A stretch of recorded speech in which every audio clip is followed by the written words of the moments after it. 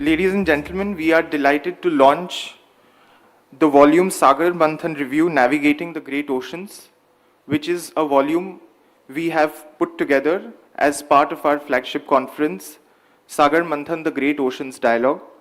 Could I request my colleagues to please play the launch video?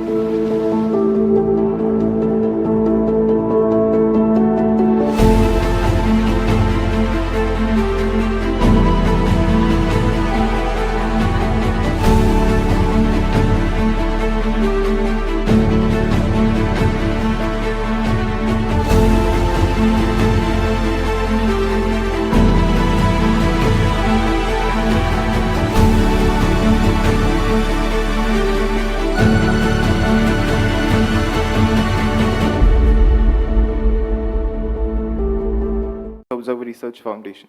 Sir, if I could please ask you to join us on stage. Thank you.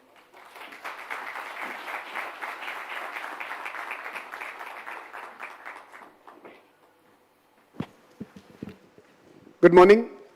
Before we begin, let me just request both my esteemed speakers on stage to keep the mic close to you.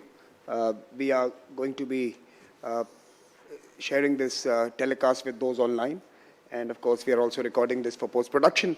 So audio always helps. So this is the headline session of this conference that we are hosting with President Grimson and his team. And we at ORF are delighted that we were able to bring a slice of Arctic to New Delhi in the month of May. In many ways, there is a symbiotic relationship between weather systems, now even the economy, the trade arrangements, and of course the security architecture. And to unpack some of this, we are delighted that we have Dr. Jaishankar with us, one of the world's leading political thinkers, perhaps one of the veteran foreign ministers now, sir, and obviously someone who is in the thick of things on multiple fronts. And we are delighted he was able to take time out from his busy schedule and join us at this particular event. So without further ado, so let me just ask you a question. That one, what is the messaging that comes out of hosting Arctic Circle conference here, something that you readily agreed to when these were being discussed in the later part of last year? And in many ways, how is India reassessing both its roles as well as its opportunities in dealing with that region? First of all, great pleasure to be here, and President Grimson, always good to see you. Good to see you back here. We've had a growing involvement with the Arctic. We had an even earlier involvement with the Antarctic, which is now more than 40 years. And over the years, we have come up a few years ago with an Arctic policy. We have a research station there. We have today agreements with KSAT on Svalbard, which is relevant to our space. But when I look at it, what does it mean to have this event? What does it mean for India in a way?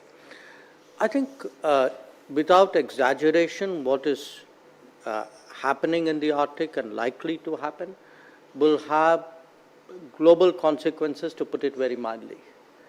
Now, as the country with the most people in this planet, and especially the most young people in this planet, obviously what happens in the Arctic is of extreme importance to us.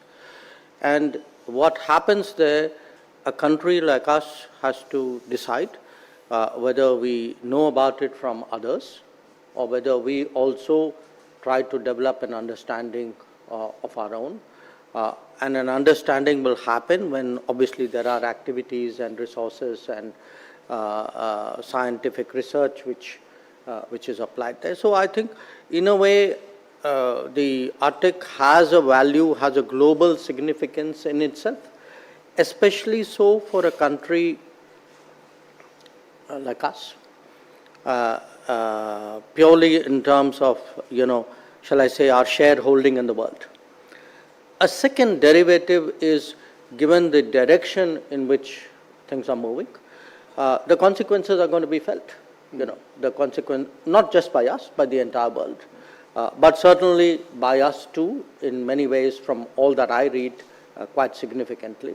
So we have stakes in all of this.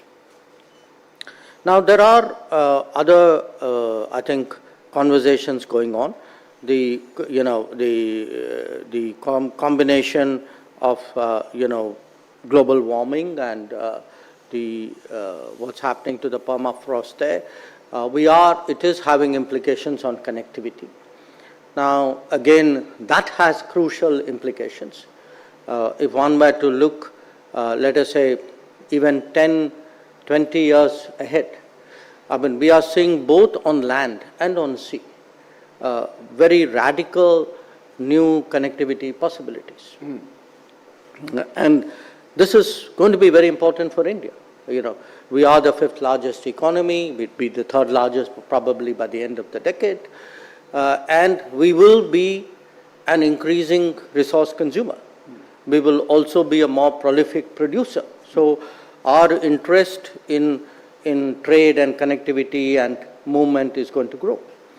There will be the technology side of it, which is the Arctic today has got a lot of attention for the promise of resources that it has, and resources can be many. I mean, the marine resources, energy resources, but particularly I think the resources in terms of minerals. So when you look at the combination really of global warming, global weather patterns, what it would do to the global economy, in a way to global society. When you look at connectivity, when you look at the possibility of what relevance the Arctic would have to global technology growth, I think, I mean, to me, it's very obvious why we would be interested, and that is why we are here. So Minister, I'm going to turn this over to President Grimson, but before that, just a quick follow-up. You seem to have figured this out. In some sense, from an Indian equity in that region. And I would say, if anybody has helped me in that direction, it is President Grimson, because, every meeting has, led to my reading up a little bit more. Obviously, as a in the government, we have taken many initiatives in the recent years, but certainly it helps to meet people who try to develop and, grow that interest. So Minister Jaishankar, my question was that amongst the non-Arctic states and perhaps the sub-Arctic countries, who are obviously influenced by the proximity and intimacy with the region, which are the big global countries who are now really getting what is happening in that part of the world? I think that question should probably be better directed at him. But, it's, I mean, if one looks at the Arctic Council, I mean, some of what I was reading, the way it was portrayed, 7 are NATO members and 1 isn't. Now, I'm not sure in the last year whether that being NATO members makes that much of a difference on this issue. So what we are seeing, when we say minerals, when we speak about new energy possibilities, when we speak about new land which is emerging, there will be countries close to the Arctic which would gain substantial amount of arable land. So there is the economics of it, but there is the geopolitics of it.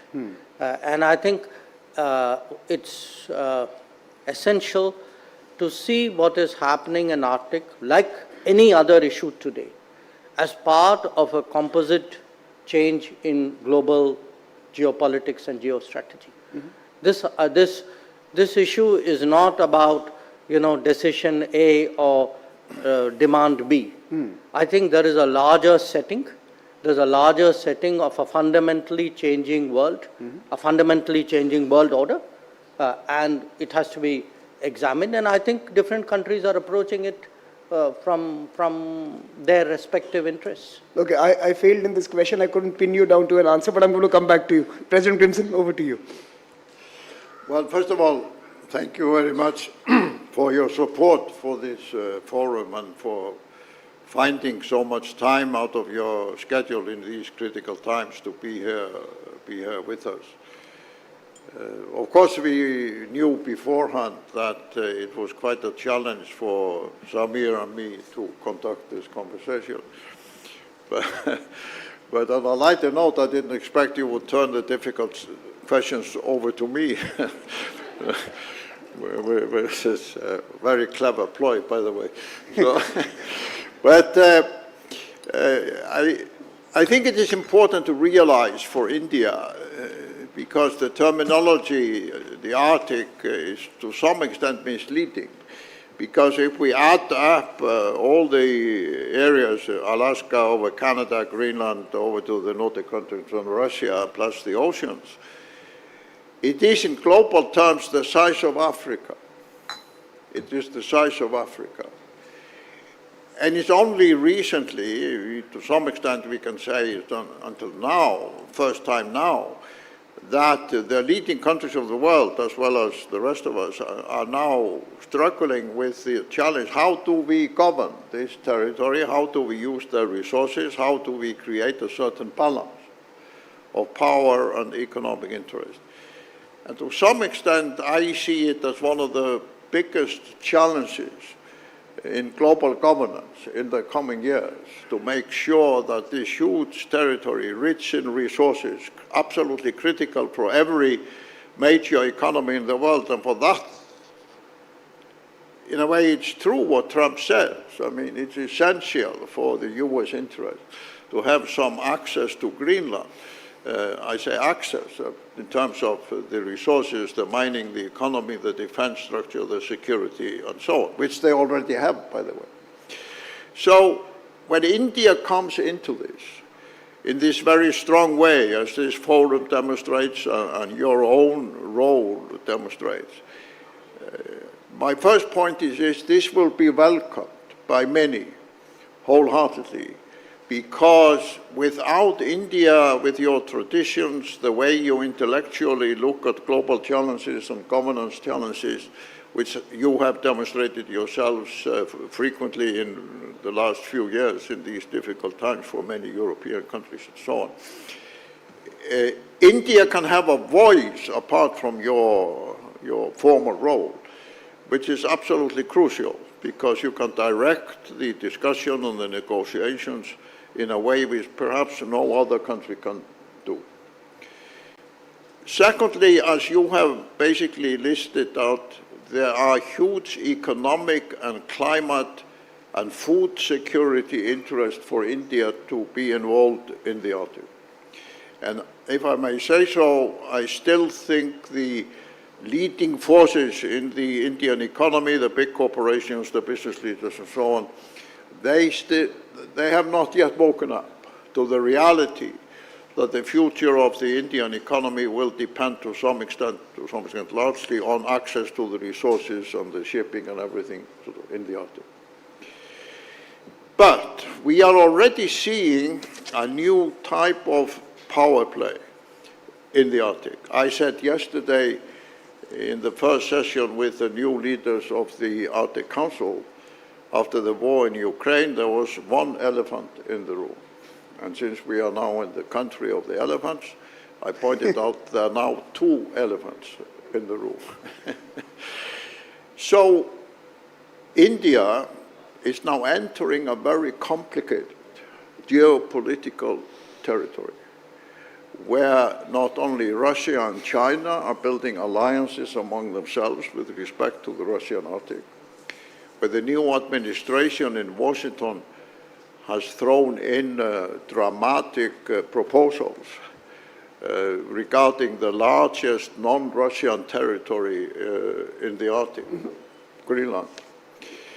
So my question is this: as the preeminent diplomatic leader of India, how are you going to navigate the increasing role of India in this territory of new global power tensions between not only US and Russia, but also China, to some extent Europe as a whole?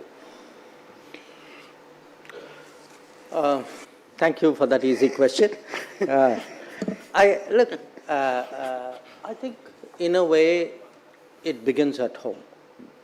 It begins at home to get people to understand that we have now reached a size and a stage where almost anything consequential that happens in any corner of the world matters to us. And if we are setting up a research station there, or if we have a policy, or a few years ago we passed legislation on Antarctic, we created a Indian Antarctic Authority. These are not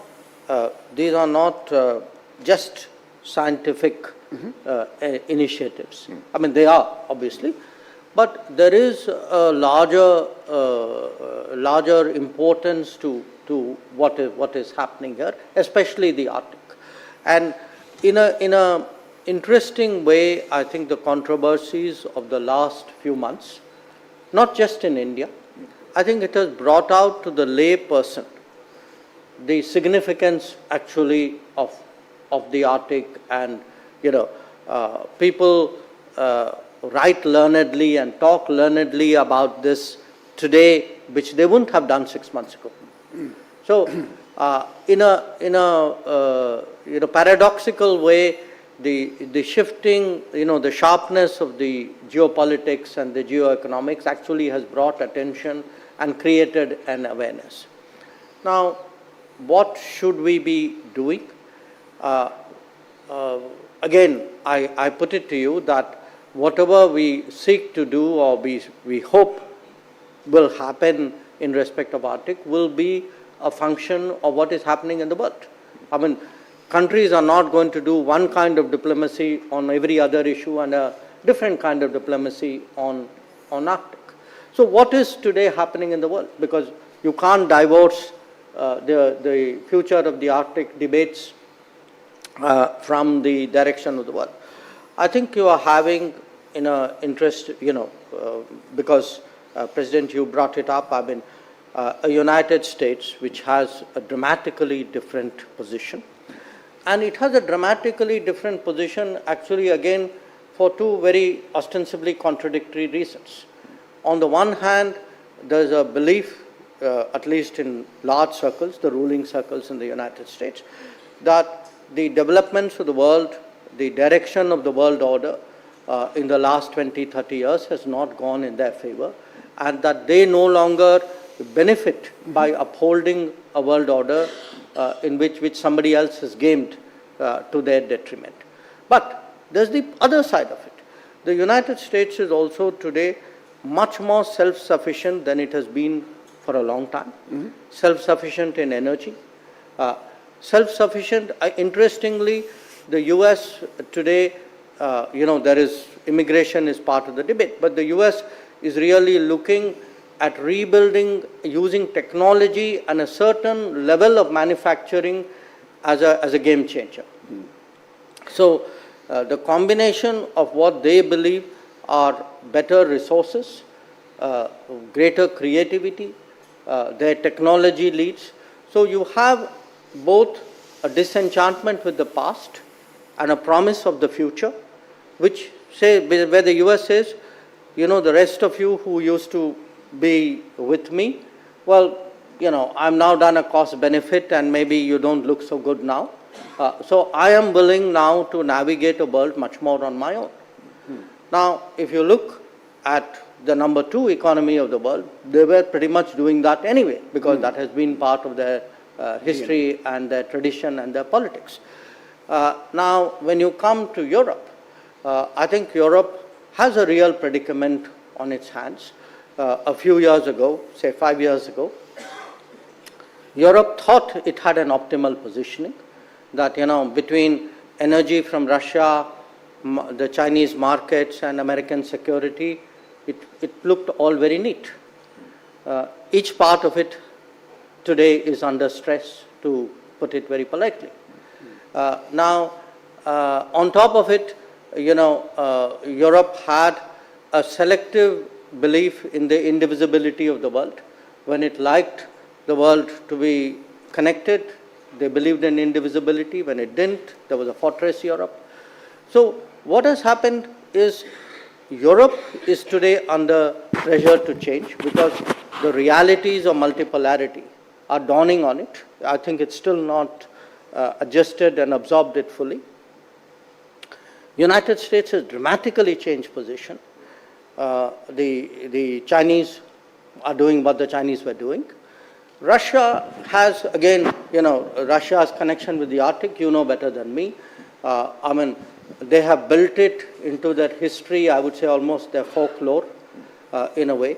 So we are going to see, in a sense, arena or a domain of contestation, which is not going to be easy to recall. Now, this is not unique. We are going to see it in space. We're going to see it underwater. We're going to see it in AI. So we are looking at a much more contested world, much sharper competition, where it will be a challenge for the world and for individual nations to find some kind of equilibrium and get people to work together. It's not going to be that easy or comfortable to arrive at. Minister, if I can jump in here and maybe ask you a more specific question. What are the expectations, and I know there are plans for a visit to this part of the world, but more broadly, if we take Europe and the EU as an actor in this particular equation, what are India's expectations from an EU partnership? That's the first part of the question. And the second, of course, is that, you did make a very important point that maybe Donald Trump has popularized Arctic beyond the traditional circles of examination. Now, as a follow-up... The syllabus has become more popular. The syllabus has become more popular, that's right. So now the question for you is, how do you mobilize constituencies at home to respond to perhaps this moment when maybe, like President mentioned, Indian private sector and other stakeholders could be motivated to look at this region more closely? Well, when you ask me about Europe, you mean on Arctic or generally speaking? Generally speaking. Considering where they are right now, they tried to play the strategic autonomy game, like you mentioned, security from America, energy from Russia, markets from China, strategic autonomy of a European variety, not going that well right now. But how do you and what do you as India expect from Europe? Well, look, when we look out at the world, Samir, we look for partners. We don't look for preachers. Particularly preachers who don't practice at home what they preach abroad. And I think some of Europe is still struggling with that problem. Some of it is changing. So, the issue for us, in many ways, Europe, I think, has entered a certain zone of reality check. Now, whether they are able to step up to it or not, it's something we will have to see.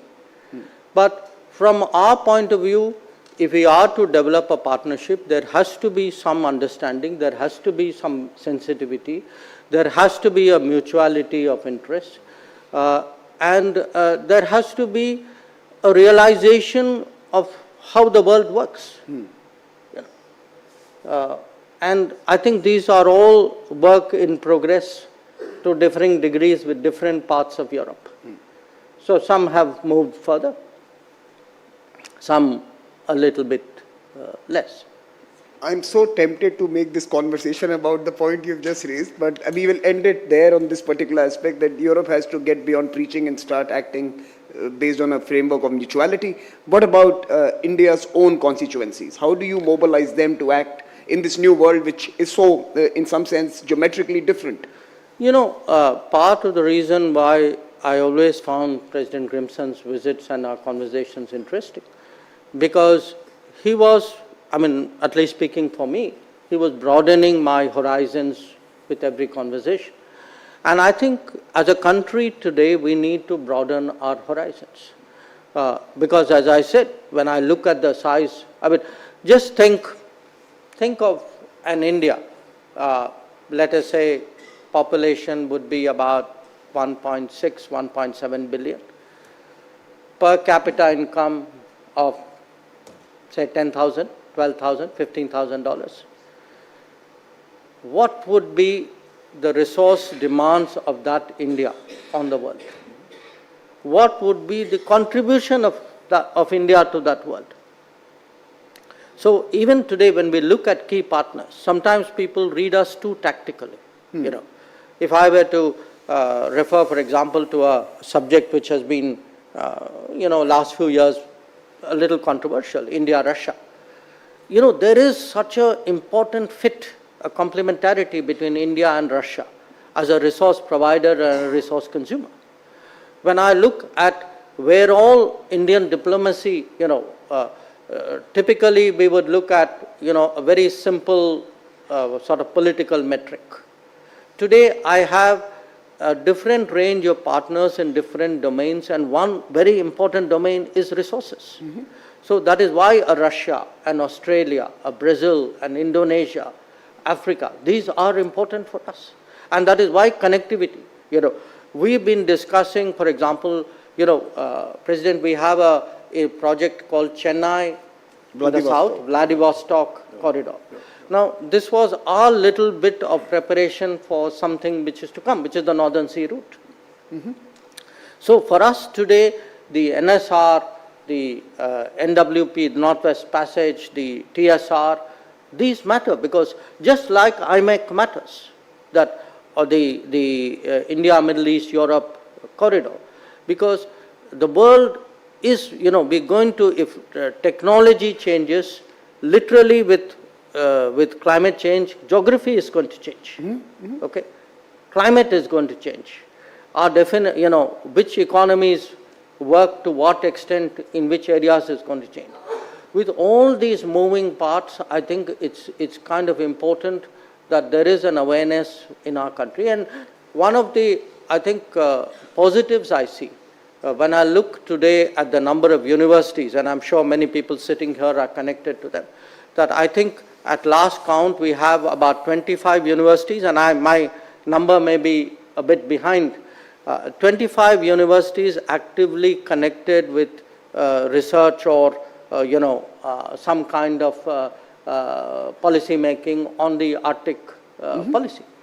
The fact that we are today producing research papers much more prolifically than in the past. So it isn't just a question of one research station, 2 observatories, 2 antennas, and a ground station out there. I think things are happening at home that is supporting a much deeper engagement with the Arctic. And I would even say to President, and I'm sure I'll make a few other people in the room happy, that is one of the drivers of our intensive engagement with the Nordics. That, if you look at it, we are due for the next India-Nordic summit very shortly. Among the initiatives that you have seen in the last 10 years under Prime Minister Modi, one which nobody saw coming, but which has actually been sustained, which has been very serious, has been really the extent of our Nordic engagement. Before I turn to President Grimson, Grimson, please go ahead.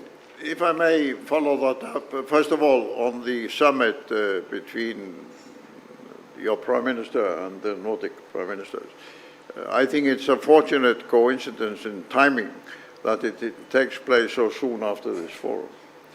And I can assure you that the Arctic is now on the mind of the Nordic Prime Ministers to a bigger extent than ever before. I wonder why. Yeah, you wonder why. It's interesting that both the President of Finland and the Prime Minister of Norway, together with the former Secretary General of NATO, now Finance Minister of Norway, Jens Stoltenberg, paid court to the new president of the United States sort of quite recently. So I hope Prime Minister Modi will, at this summit in Oslo, also make use, first of all, of the evidence of the forum here taking place of how India will be taking an increasing interest in the Arctic. Because, quite frankly, and I can say so because I'm out of office, those prime ministers are looking for partners in probably the greatest difficulty in terms of diplomacy and how to position the Nordic countries they have faced in our lifetime, And nobody has the answer. So I think if Prime Minister Modi brings the Arctic and the engagement of India into the Arctic and uses this forum as an argument for the legitimacy of India as a player in this, it will be welcomed for numerous political reasons which I don't have to go into here. So I think that is really a very serious follow-up and also a very serious contribution to the future of the Nordic countries within the Arctic. If there is a message from India through the Prime Minister in 2 weeks' time or so, that India intends to be a new kind of effective partner in this whole difficult situation with the US on one hand, the one elephant in the room, with Russia on the other elephant in the room, and with the third elephant, China, waiting outside the gates to enter the rooms. We in the Nordic countries somehow thought that we had a kind of kindergarten politics of foreign affairs, where we never had to deal directly in our home ground with big power rivalry. They were in some other places on the planet. But that's no longer the case. So I think this summit has reached a new level of political importance, which it did not have before. My question to you is that in addition to all these climate, economic, commercial interests which you eloquently described, we are increasingly seeing, for multiple reasons, one of them is the war in Ukraine, one of them is, of course, the Russia-Chinese cooperation, one of them is the new policy of President Trump. We are seeing the security of the Arctic, the military aspect of the Arctic, the threat of missiles, as President Trump says, one of the reasons he wants Greenland is the threat of missiles from Russia and China to the United States. So my question is this: do you foresee that India somehow would also enter this security, military dialogue, debate, planning, and so on, which, to the surprise of most of us, because we always thought that the Arctic would be a peaceful territory and so on, we now have to deal with? So you have not mentioned it so far, but that issue is already on the table. The 7 Arctic Council countries are now all members of NATO. America is putting new defense security elements on the table. How do you foresee India, if at all, coming into that discussion? I love the way President Pinson scares you from the Arctic and then asks you, are you willing to come in? He paints this rather grim picture and then says, why don't you step in? No, this is the reality. I mean, this is... But he's painting a picture of things going above the Arctic. Correct. Look, again, I think India has many things to bring to the table. When we look at the Arctic, it is a mix of risks and opportunities. When we think of the risks, obviously, what happens in the Arctic will affect global weather, global climate, global sea levels, all that we know. Okay. There are other aspects to it. I think one of the areas which we have an interest is the microbiology of what is emerging, because there are understandable concerns about what it would mean to global health security when lands emerge from under the glaciers. At the same time, so when one looks at the risks side of it, I'm just putting the political, strategic risks aside for a moment. I think there is a whole sort of domain there waiting for international collaboration, closer, greater collaboration, and certainly that's an area where India is beginning to step in and make a difference. On the opportunity side, as I said, we are looking at new shipping lanes, new forms of navigation, because it's not just the lanes will be different, the ships will be different. There will be new technologies. When people talk of potentially of resource exploitation, you are talking of a different kind of mining, application of drones, so of different kinds of rigs. Now, again, for a country which is at the cusp of technology leapfrogging, because what we want to do is we don't want to go down the pathway of other major industrial economies who preceded us. So we are trying to take a different path and invest much more into smarter manufacturing in a way, in emerging technologies and products and services derived from that. So I would argue that in different forms, India can contribute, can make a difference, and more, I can fully understand from the perspective of the Nordics that to the extent there is a greater level of interest and more players with a less sharply strategic interest, there is a greater chance of Arctic issues being deliberated upon with a higher degree of global comfort. I can see that, so there is a logic. So you have clearly something to gain if we show more interest, and frankly our own interests require us to do that. So I think that part of it I get. On the other scenario that you painted, look, it's very hard for us to answer, simply because we have, in our history, as you know, we had kept away from alliances. We, even till fairly recently, we were getting advice from people why it's good to be part of an alliance. I think the global fashion has taken a different direction now.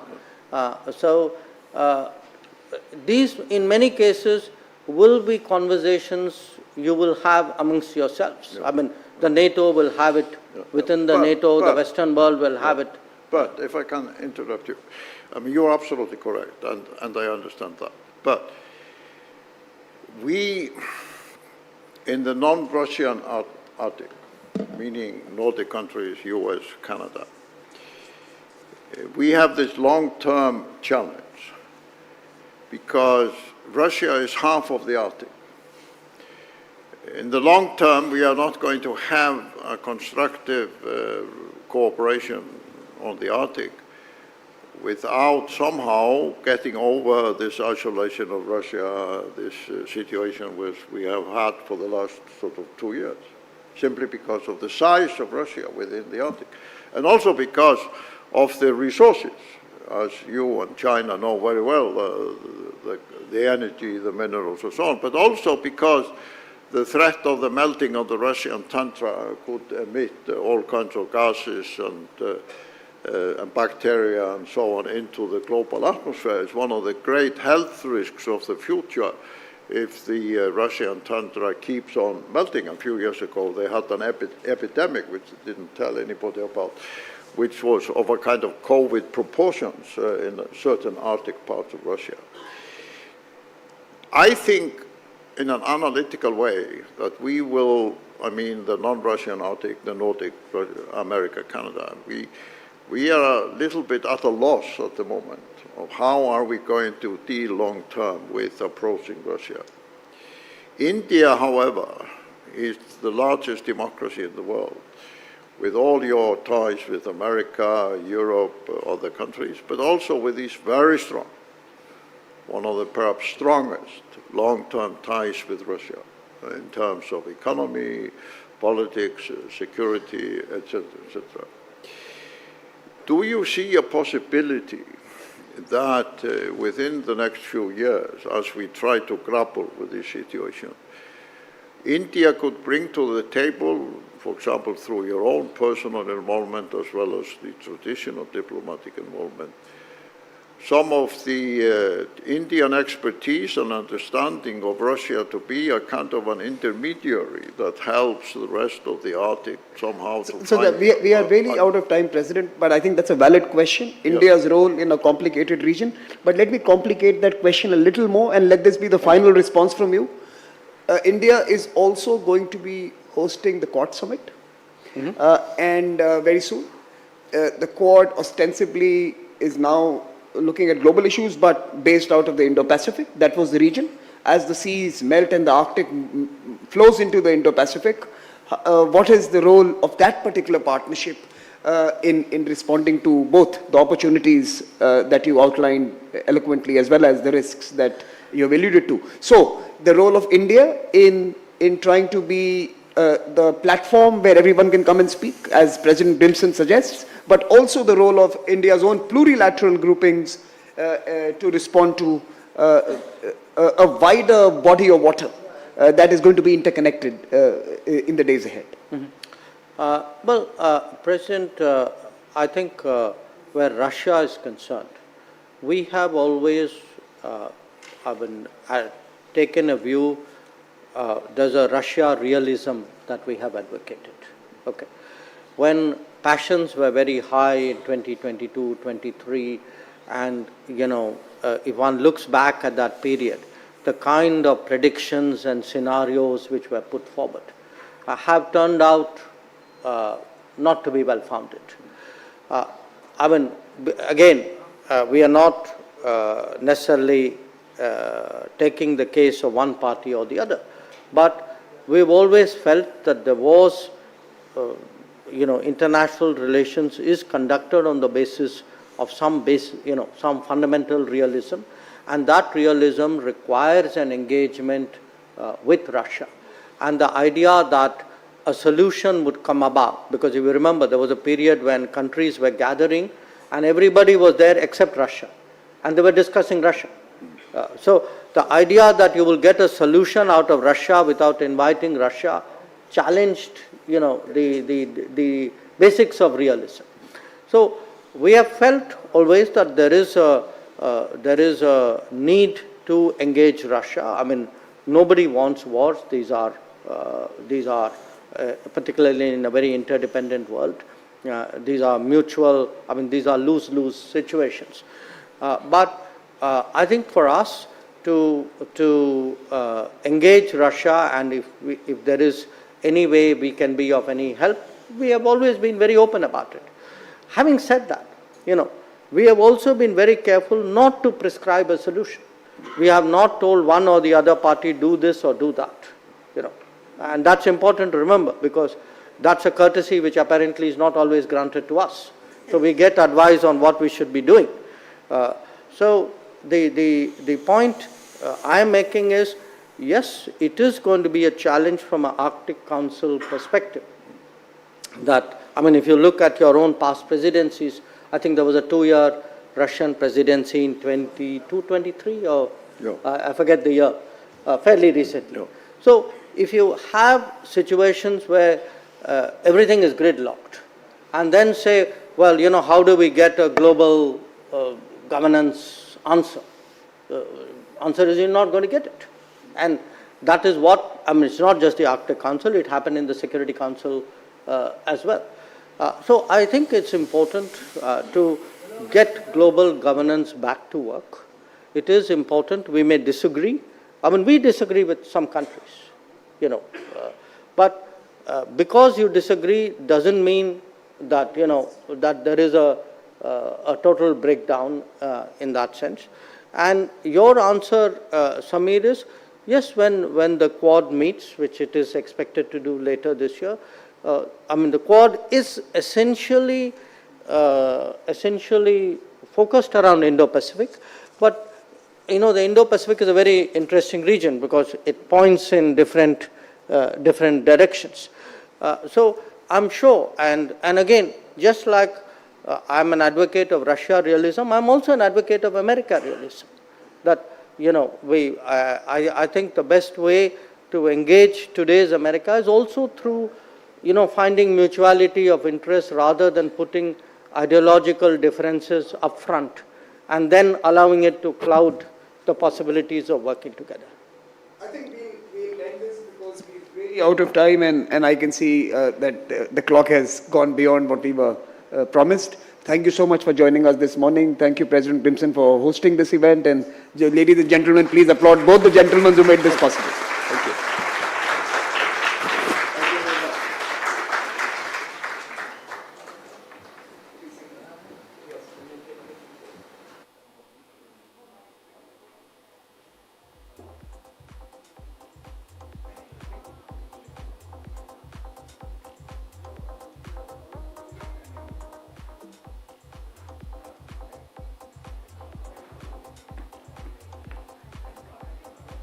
May I request